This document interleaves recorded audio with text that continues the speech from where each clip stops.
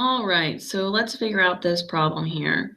We are told that Joan is phenotypically normal, but she has a child with cystic fibrosis. It's autosomal recessive, and that's from a previous marriage. Joan's father has hemophilia. It's a sex-linked recessive condition. That's not important. Now Joan intends to marry Bill, who is also phenotypically normal but has a sister Jill with CF.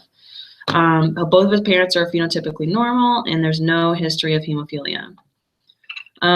We want to figure out the probability that the child will have cystic fibrosis but will not have hemophilia. So here's our general layout of the problem. First, we need to figure out the pattern of CF and the hemophilia genotypes and phenotypes. Then if we break this up into two separate probabilities, it'll be easiest to do that and then combine them in the end. So first we'll determine the probability of their child having CF and then hemophilia, and then in the end we'll combine them together.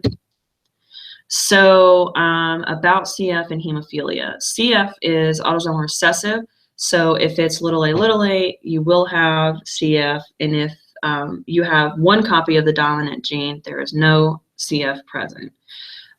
Since hemophilia is sex-linked, the only people who will be affected by sex-linked recessive, the only people who will be affected by this are homozygous recessive females and a recessive male.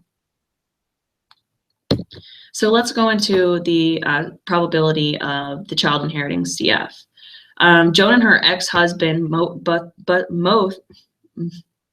both must be heterozygotes to produce a child with CF. So we know Joan's genotype. We don't definitively know Bill's genotype, so we have to take that probability into account. Since Bill has a sister who has CF, his parents must be heterozygotes, but he could be either homozygous dominant or heterozygous. Since we're analyzing his probability of passing on the CF trait, we need to take 2/3. We need to take 2/3 probability into account, because if he were homozygous dominant, he would not pass CF, and there would be no CF in their child. So we need to take the heterozygotes in account, and we can automatically rule out this the homozygous recessive because Bill doesn't have the trait. So he is 2/3. We're going to multiply that into our probability, and we're saying Joan and Bill are both heterozygotes. That means there's a 1/4 chance that their offspring will have cystic fibrosis. So 1/4 times 2/3, it gives us 1/6. So let's move on to the hemophilia. So determining the probability of hemophilia isn't as complicated as CF.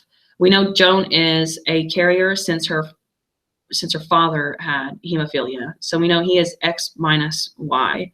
And we know Joan must have a dominant allele or she would present hemophilia. She can only inherit that X minus from her father. That's the only one he can give to her. So we know she is a heterozygote. And since Bill is normal, we know he has the dominant copy X for his Y. So the probability of the child having hemophilia would be 1/4. By the complement rule, we can just say that no hemophilia is a 3/4 chance. So when we combine those together, we can combine these through the multiplication rule because they're independent events and they're separate traits. So the probability of their child having CF is 1/6. And no hemophilia is 1/4. We multiply those together. The total probability of Joan and Bill's child having cystic fibrosis but not hemophilia is 1/8.